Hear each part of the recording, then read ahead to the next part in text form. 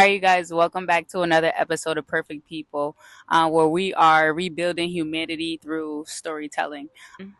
We have the pleasure of having our guest here today, so go ahead and introduce yourself. I'm Teresa Awasetto. I'm Michael. I was at Awesome. All right.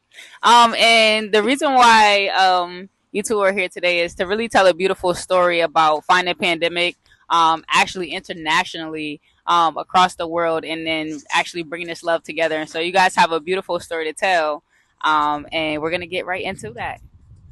Okay.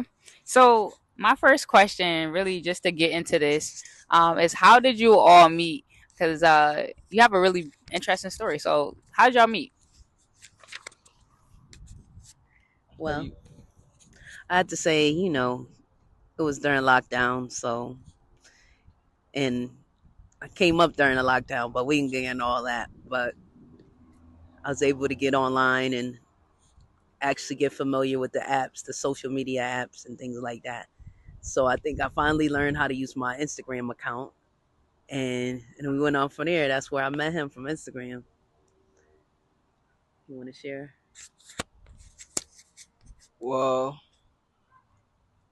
um, that was how we met actually through Instagram because, in addition to that, um, I don't know. I think I messaged her first because I was just it was lockdown and everybody was home, not too much to do. So I particularly, I'll speak for myself. I was spending more time on social media, So I was on Instagram that fateful day. I was just scrolling, just going by because if you're on social media, like sometimes it brings some page up that someone you may know. So then I saw her profile picture. She was like, she have this big smile. Then I clicked into a page. Then I was scrolling through her pictures, and what actually like caught my attention was that throughout all our pictures, like all our pictures from the first picture to our last picture, she was wearing big smile in all pictures. Like there was none of our pictures that she wasn't smiling, like a very big smile. Then I'm like, okay, let me reach out to this soul. I really want to know why she's always smiling because it was interesting because it's like it's rare to me if you see someone who has 1,000 pictures and she's always smiling in all those pictures. So I really want to know the kind of person she is. So that was actually what really like caught my interest. So that was how it all begins. Then I sent the first message. Then she replied with a link. So then I got mad because they tried to like steal my account twice by clicking some random links. So I got mad. I thought she was one of the you know those who try to take people's page. So I was mad at her. Why are you sending me? She was saying, "Oh, she's trying to like propose a job or something." I'm like, "No, I'm good." I was all mad, but she was able to handle it well. Everything was okay. All right, then we started talking. I was nervous when we started texting. The text continues. Then I don't know. I think you requested us to talk on voice call, right? That was you, because I didn't even know. I just got introduced to WhatsApp. But the funny thing was, I didn't even know that you tried to text me before that I sent that link. Like I said, I still was learning how to use Instagram. But then I realized, oh wow. But yeah, I did sense the attitude in the message. I was like, wow, okay, I guess there's some reason to get mad. But yeah, we took it from WhatsApp. I didn't know how to use WhatsApp. So as good. So you kind of walked me through, send me some simple steps on how to use it, and then bam, we went from there. And then the first video call, we kind of like shocked, looking at around. It was like kind of nervous. So you like looking like, oh my god, like a kid who just got a new toy, like, hey. And then we didn't say nothing. Well, we said something like, hey, hello, and just kind of was like, wow, this whole video thing is something different. So yeah, and went from there. That's wonderful.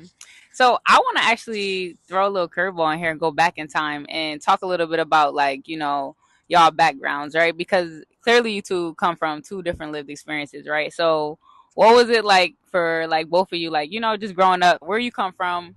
What's your life like?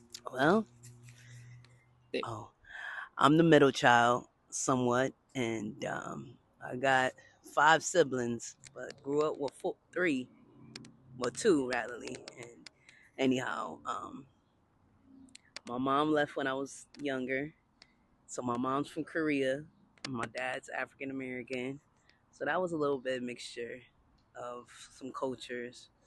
Um, but raised in a black family home, so I was exposed to Korean culture to a certain extent, but and then after my mom left, we didn't really, um, you know, uh, continue to practice. I learned the language, stopped because of school and things like that. We couldn't keep they said that they didn't think I understood English, so that was cut off. I never went back to try to learn again, and that was about it.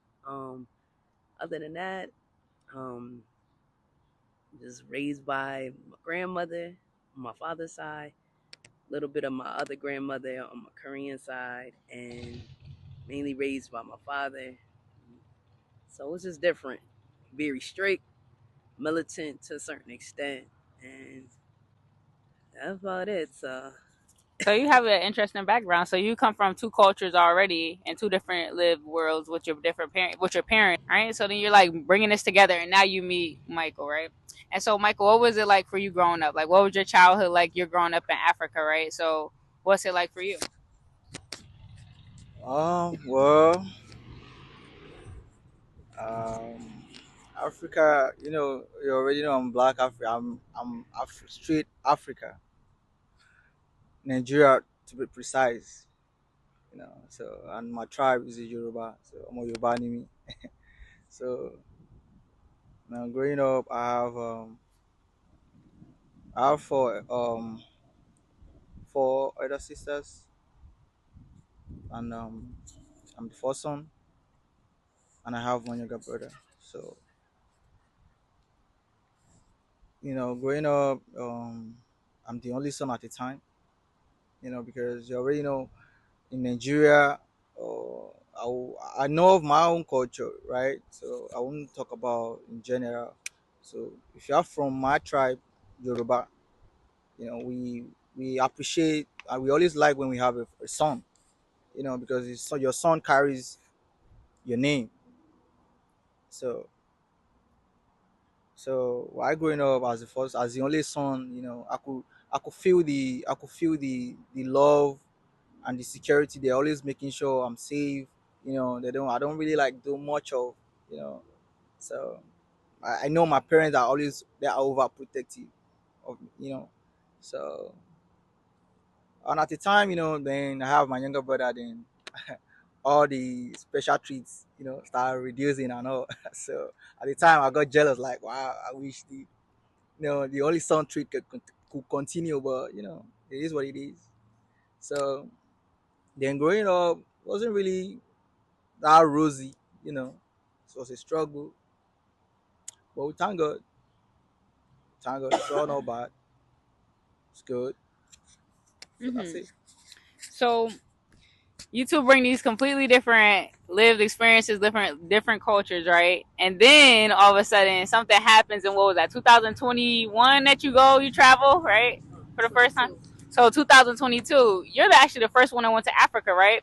So what happened? So you traveled to Africa. Have you ever been to Africa before that? I never been. I haven't had a passport since I was a child, so I had to get all those things.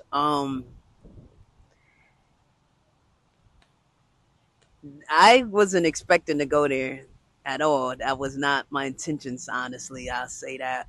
Um, I never thought I'll.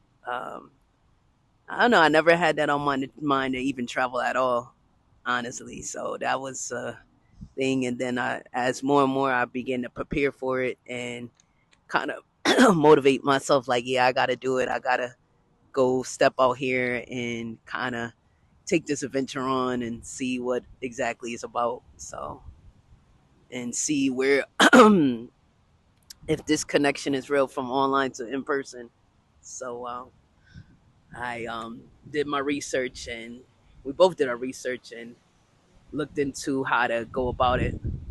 Boy, was it a challenging process to a certain extent. Paperwork involved, money's involved, just trying to make sure, it was worth it. So it taught me a lot of things. So, and what to expect and things like that when traveling out of the country. Hmm. So love basically made you take that leap of faith. Yeah, love, curiosity, um, spontaneity. I don't know if that's exactly the word, but and a new journey. Yeah. So what were you thinking the first time you got to Africa? Like, what were your thoughts when you land there? What was going through your head? Well, I do remember a moment. I was in checking in immigration, and they had the line split up at the airport, and had one Nigerians and the other Americans or foreigners, however. And I was like looking around, and at the time I was the only, well, one or two people was one, two people, me and this other lady was the only ones in that line. So I was like, oh my god, I'm really out of America. I'm really out of America. I'm a foreigner. So yeah, and I was like, wow, I made it. So and